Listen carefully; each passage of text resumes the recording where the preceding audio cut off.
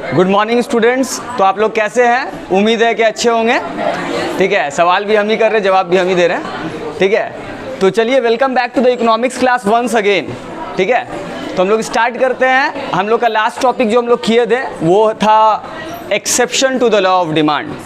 ठीक है, मतलब जहाँ लॉ ऑफ डिमांड काम नहीं करता है, और हम लास्ट वीडियो में आप लोगों को बताए थे कि कहाँ कहाँ लॉ ऑफ डिमांड नहीं काम करता है। ठीक है, इसके बाद वाला जो टॉपिक है हम लोग का वो है, जैसे आप देख सकते हैं, चेंज इन डिमांड और एक है चेंज इन क्वांटिटी डिमांडेड। दोनों सुनने में एक ही तरह का लग रहा है कि चेंज इन डिमांड मतलब डिमांड चेंज हो रहा है, या बढ़ रहा है या तो घट रहा है, और चेंज इन डिमांड वो भी एक वही लग रहा है, चेंज इन क्वांटिटी डिमांडेड भी वही लग रहा है कि डिमांड चेंज कर रहा है, या तो बढ़ रहा है या तो घट रहा है। दोनों का मतलब यही है कि डिमांड बढ़ेगा या घटेगा, लेकिन वजह अलग अलग है। अगर हम चेंज इन डिमांड बोलेंगे तो उसका वजह अलग है, और जब हम चेंज इन क्वांटिटी डिमांडेड बोलेंगे तो उसका वजह अलग है। डिमांड चेंज होने का वजह अलग है। तो हम लोग स्टार्ट करते हैं पहले चेंज इन क्वांटिटी डिमांडेड से। देखिए ये चेंज इन क्वांटिटी डिमांडेड है, लिखा हुआ है चेंज इन क्वांटिटी डिमांडेड। तो अगर हम लोग बात कर रहे हैं चेंज इन क्वांटिटी डिमांडेड का, तो यहाँ पर डिमांड चेंज होता है। ठीक है, किस वजह से? प्राइस के चेंज होने की वजह से। यहाँ पर हम लिखे, यहाँ पर नहीं लिखा हुआ, सॉरी, यहाँ लिखा है कि प्राइस के चेंज होने की वजह से क्वांटिटी डिमांडेड चेंज होता है। मतलब क्या? प्राइस कम होने से डिमांड क्या होगा? बढ़ जाएगा, और प्राइस बढ़ने से क्वांटिटी डिमांडेड क्या होगा? कम हो जाएगा। तो इसको हम लोग क्या कहते हैं? Change in quantity demanded. ठीक है, याद रखिए, डिमांड चेंज होगा प्राइस के चेंज होने की वजह से। Change in price of a goods और service leads to change in quantity demanded. Quantity demanded change होगा प्राइस चेंज होने की वजह से। और यहाँ पर जो है एक इम्पॉर्टेंट पॉइंट कि क्वांटिटी डिमांडेड चेंज हो रहा है प्राइस चेंज होने की वजह से, और एक इम्पॉर्टेंट पॉइंट क्या है? Other factors are constant. मतलब जितना अदर फैक्टर्स ऑफ डिमांड है, अदर फैक्टर्स मतलब प्राइस को छोड़ के दूसरा फैक्टर्स ऑफ डिमांड, जैसे कि income of a consumer, price of substitute goods, price of related goods, taste of a consumer, बहुत सारा फैक्टर्स अफेक्टिंग डिमांड हम लोग पढ़े। तो प्राइस को छोड़ के जितना अदर फैक्टर्स है वो सब कांस्टेंट है। ये सब अदर फैक्टर्स है। देखिए, income, taste and preferences, price of other goods, दूसरे गुड्स का प्राइस, ये पॉपुलेशन, सब कुछ कांस्टेंट है। सिर्फ डिमांड चेंज हो रहा है एक ही वजह से। क्या वजह है वो? प्राइस की वजह से। ठीक है, तो इसको हम लोग बोलेंगे चेंज इन क्वांटिटी डिमांडेड। बात समझ में आ रहा है? लेकिन अगर हम लोग पढ़ेंगे चेंज इन डिमांड, जो कि यहाँ पर आपको दिख रहा है, ठीक है, तो यहाँ पर डिमांड चेंज करेगा, लेकिन किस वजह से डिमांड चेंज करेगा? अदर फैक्टर्स के वजह से। यहाँ पर आप देख सकते हैं change in income. Other factors मतलब factors other than price, price को छोड़ के कोई भी दूसरा फैक्टर्स, जैसे कि इनकम हो गया, जैसे कि टेस्ट एंड प्रेफरेंसेस हो गया, जैसे कि प्राइस ऑफ अदर गुड्स यानी कि रिलेटेड गुड्स का प्राइस हो गया, पॉपुलेशन का साइज हो गया। ठीक है, बहुत सारा फैक्टर्स है। वो कोई भी फैक्टर्स की वजह से अगर डिमांड चेंज करता है तो उसको हम लोग बोलेंगे चेंज इन डिमांड। तो यहाँ पर डिमांड किस वजह से चेंज हो रहा है? Because of other factors. ठीक है, और इस जगह पे अदर फैक्टर्स की वजह से डिमांड चेंज होगा, लेकिन प्राइस क्या होगा यहाँ पर? प्राइस यहाँ होगा, price is constant. Price constant है। तो अगर हम सिंपल आपको कर दें, यहाँ पर डिमांड चेंज हो रहा है प्राइस की वजह से, अदर फैक्टर्स कांस्टेंट है। यहाँ पर डिमांड चेंज हो रहा है अदर फैक्टर्स की वजह से, प्राइस कांस्टेंट है। बात समझ में आ रहा है? ठीक है, तो यही फ़र्क है ये दोनों में, दोनों का वजह अलग अलग है। अब यहाँ पर अगर आप देखिएगा, वो तो आपको क्लियरली समझ में आया कि प्राइस कम होने से डिमांड बढ़ जाएगा और प्राइस बढ़ने से डिमांड घट जाएगा। यहाँ पर जो है डिमांड चेंज कर रहा है अदर फैक्टर्स की वजह से। अदर फैक्टर्स जैसे कंज्यूमर का इनकम, इनकम तो प्राइस नहीं है, अदर देन प्राइस है। तो इनकम अगर बढ़ता है तो डिमांड क्या होगा? बढ़ जाएगा। इनकम घटने से डिमांड क्या होगा? घट जाएगा। तो ये अदर फैक्टर्स की वजह से डिमांड चेंज हो रहा है, तो उसको हम लोग क्या बोलेंगे? Change in demand. ठीक है। या पॉपुलेशन, पॉपुलेशन भी अदर फैक्टर्स है, पॉपुलेशन बढ़ गया तो डिमांड क्या होगा? बढ़ जाएगा, पॉपुलेशन कम हो गया तो गुड्स का डिमांड क्या होगा, घट जाएगा। ये भी अदर फैक्टर्स है, तो ये सब वजह से डिमांड चेंज करेगा, तो उसको हम लोग कहेंगे चेंज इन डिमांड। तो ये फ़र्क है, सिंपल फ़र्क है, ठीक है। एनी दिक्कत? नो दिक्कत, ठीक है। तो देखिए अब यहाँ पर इसका डायग्राम भी है, देखिए हम यहाँ पर लिखे हैं चेंज इन क्वांटिटी डिमांडेड, ठीक है, और जिसको हम लोग movement along the demand curve भी बोल रहे हैं। देखिए अगर हम बात करें चेंज इन क्वांटिटी डिमांडेड का, आप लोगों को पता है कि प्राइस चेंज होने की वजह से क्वांटिटी डिमांडेड चेंज करेगा, ठीक है। लेकिन ये जो क्वांटिटी डिमांडेड चेंज कर रहा है प्राइस चेंज होने की वजह से, तो चेंज मतलब तो बढ़ भी सकता है और घट भी सकता है। तो इसलिए चेंज इन क्वांटिटी डिमांडेड दो तरह का होता है, एक एक्सपेंशन ऑफ डिमांड और दूसरा कॉन्ट्रैक्शन ऑफ डिमांड, ठीक है। एक्सपेंशन ऑफ डिमांड मतलब डिमांड बढ़ गया है प्राइस के कम होने की वजह से, क्योंकि चेंज इन क्वांटिटी डिमांडेड बोल रहे हैं ना, प्राइस के वजह प्राइस है। और कॉन्ट्रैक्शन ऑफ डिमांड, डिमांड घट गया है किस वजह से, प्राइस ज़्यादा होने की वजह से, प्राइस बढ़ने की वजह से, ठीक है। तो दो तरह का है change in quantity demanded, expansion of demand, contraction of demand. इसका डायग्राम भी है, डायग्राम बना के हम दिखा रहे हैं।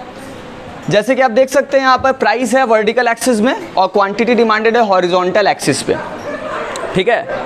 तो सपोज पहले प्राइस जो है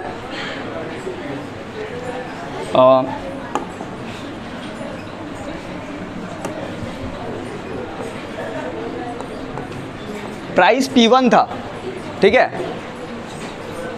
रेड कलर, ठीक है, नज़र आ रहा है, ठीक है।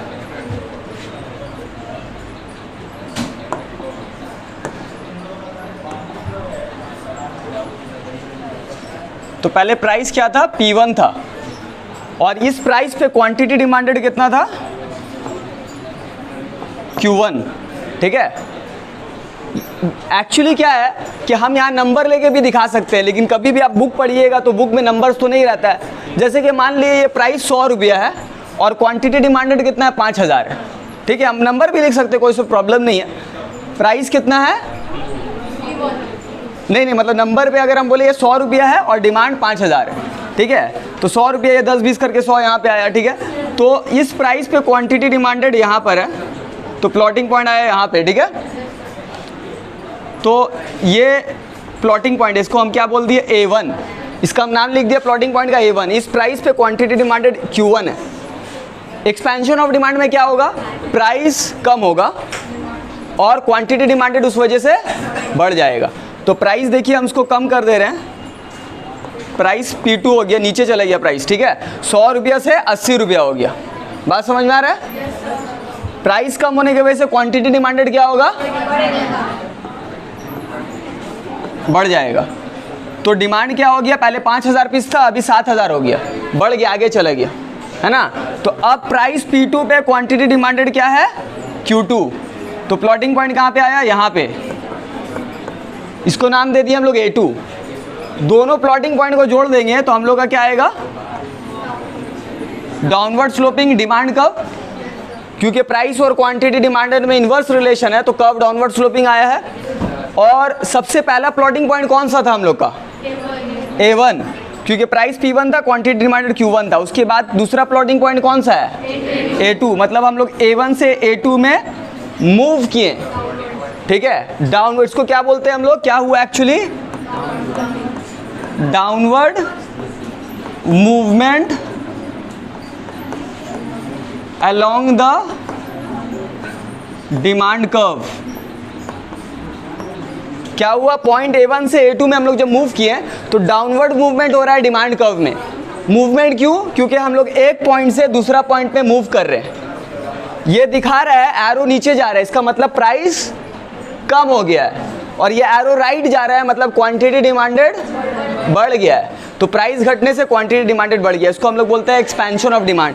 ये डाउनवर्ड मूवमेंट क्या दिखा रहा है, एक्सपेंशन ऑफ डिमांड, के प्राइस कम होने से क्वांटिटी डिमांडेड बढ़ गया, ठीक है। ये जो नीचे जा रहा है इसका मतलब डिमांड घट नहीं गया है, प्राइस घटा है, और ये राइट जा रहा है मतलब डिमांड बढ़ गया, ठीक है। और इसका उल्टा क्या है, कॉन्ट्रैक्शन ऑफ डिमांड। यही डायग्राम को आप उसको उल्टा कर दिए, मतलब क्या करिएगा, प्राइस को बढ़ा दिएगा और क्वांटिटी डिमांडेड क्या होगा, घट जाएगा, ठीक है। तो इसको हम लोग क्या बोलेंगे, कॉन्ट्रैक्शन ऑफ डिमांड, और यहाँ पर क्या होगा, upward movement along the demand curve. ठीक है, इसीलिए यहाँ पर टर्म दिया गया movement along the demand curve. एक ही डिमांड कर्व में हम लोग एक पॉइंट से दूसरा पॉइंट में मूव कर रहे हैं, तो इसलिए movement along the demand curve. ठीक है, यहाँ से अगर हम लोग यहाँ जाएंगे तो डिमांड बढ़ गया प्राइस घटने की वजह से, अगर उल्टा यहाँ से यहाँ चले गए तो डिमांड कम हो गया है प्राइस बढ़ने की वजह से। देखिए अगर हम यहाँ से यहाँ जाते हैं, एरो इधर अगर शो करते हैं, तो अगर यहाँ से यहाँ जाता है तो क्या होगा, प्राइस बढ़ा है, ऊपर जा रहा है ना, और लेफ्ट जा रहा है, यानी कि क्वांटिटी डिमांडेड घट गया। तो कॉन्ट्रैक्शन ऑफ डिमांड बनाने के लिए उल्टा कर देना होगा, प्राइस को बढ़ा दिए, क्वांटिटी डिमांडेड घटा दिए, तो कॉन्ट्रैक्शन ऑफ डिमांड बन जाएगा। क्लियर है सबको? ठीक है, तो ये आपका हुआ चेंज इन क्वांटिटी डिमांडेड। लेकिन अभी एक टॉपिक बाकी है, उसका डायग्राम बाकी है, इसको एक्सप्लेन तो हम कर चुके। Change in demand, demand change होता है यहाँ पर किस वजह से, अदर फैक्टर्स की वजह से। प्राइस कांस्टेंट रहता है, देखिए हम लिखे हैं प्राइस इज कांस्टेंट, तो इसका भी डायग्राम बाकी है। ठीक है, तो इसका डायग्राम अगर हम बनाएं,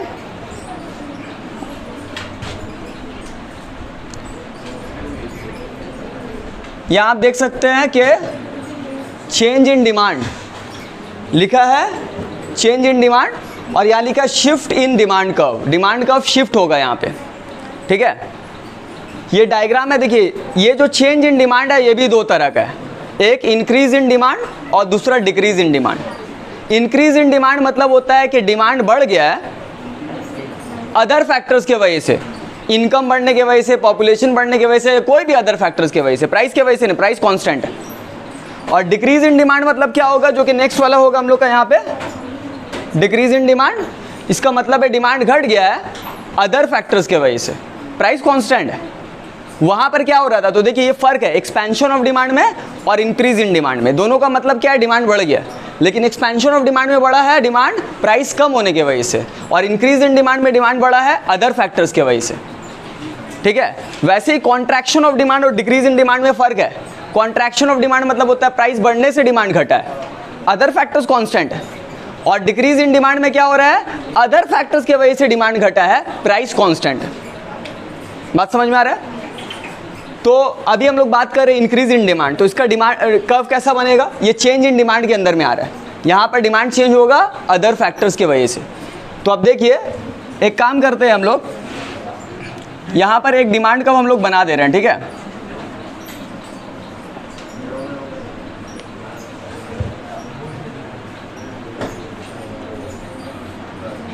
ये हम लोग का डिमांड कर्व जो है, सपोज ये D1 है, ये एक डिमांड कर्व हम लोग पहले से बना दिए।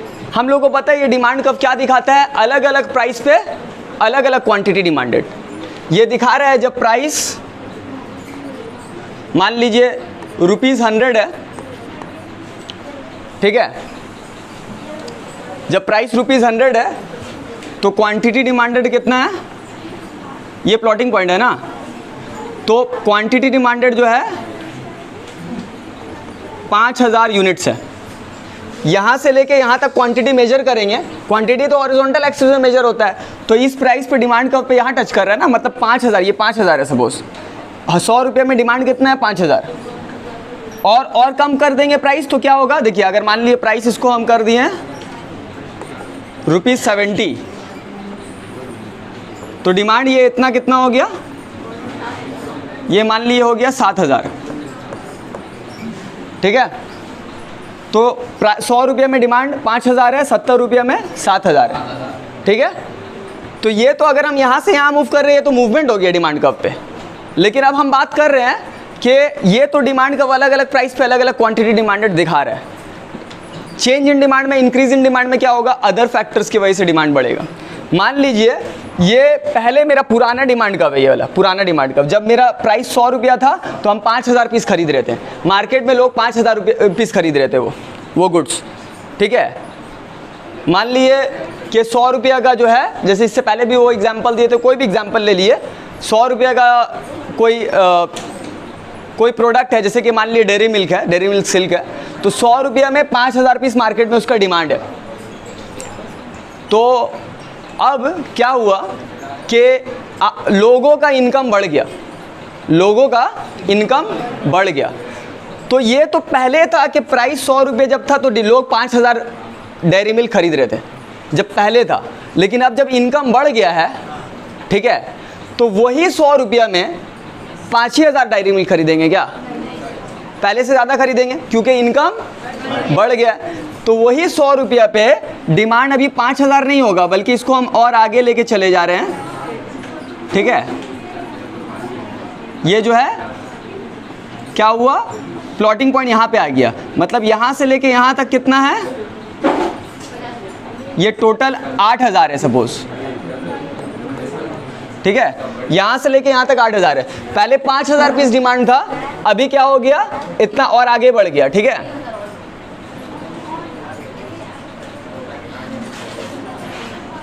प्लॉटिंग पॉइंट यहाँ पे आया तो 3,000 और बढ़ गया, ठीक है।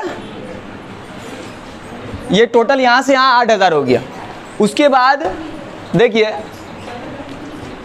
70 रुपया में डिमांड कितना था, 7,000, लेकिन अभी इनकम बढ़ गया है, तो वही 70 रुपये जब डायरी मिल्क कराएगा, ये पुराना डिमांड कब है, जब अगर 70 रुपया होता तो डिमांड लोग 7,000 डेयरी मिल्क खरीदते हैं। अभी लेकिन अगर इनकम बढ़ गया है तो वही 70 रुपये जब दाम रहेगा तो उतना ही खरीदेंगे क्या, बल्कि ज़्यादा खरीदेंगे। मैं भी समझ लिए ये वाला प्लॉटिंग पॉइंट और आगे आ गया, ये यहाँ से यहाँ तक कितना है, 10,000 है, तो यही 70 रुपया में डिमांड पहले से ज़्यादा है, तो प्लॉटिंग पॉइंट और आगे आ जा रहे हैं ना।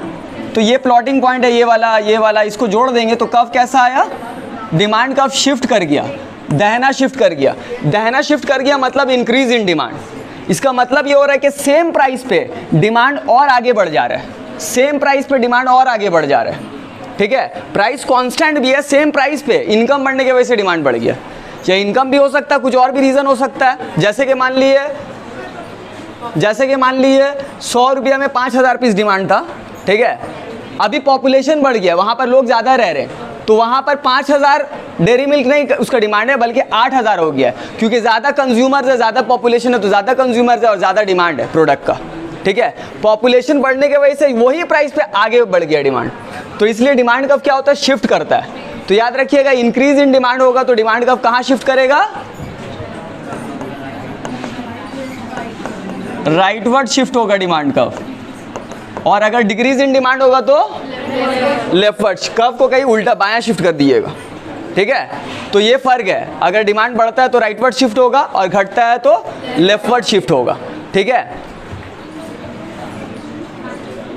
यही डायग्राम यहां पर बना हुआ भी है,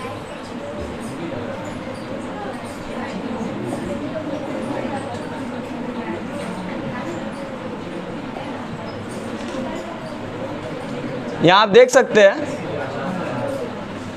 ये डायग्राम पे क्या हो रहा है, मूवमेंट हो रहा है, हम एक पॉइंट से दूसरा पॉइंट पे मूव कर रहे हैं, ठीक है। और ये डायग्राम पे क्या हो रहा है, सेम प्राइस पे डिमांड यहां था, इतना था, अभी और आगे बढ़ गया, पहले इतना डिमांड था, ठीक है।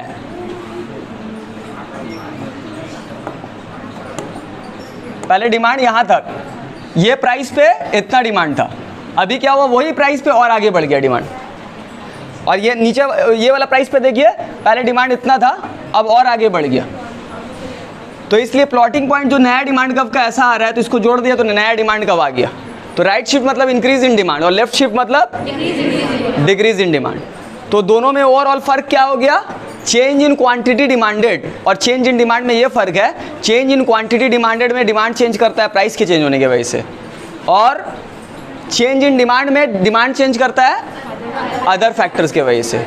और यहाँ पर चेंज इन क्वांटिटी डिमांडेड में अदर फैक्टर्स कांस्टेंट होता है, और चेंज इन डिमांड में प्राइस कांस्टेंट होता है।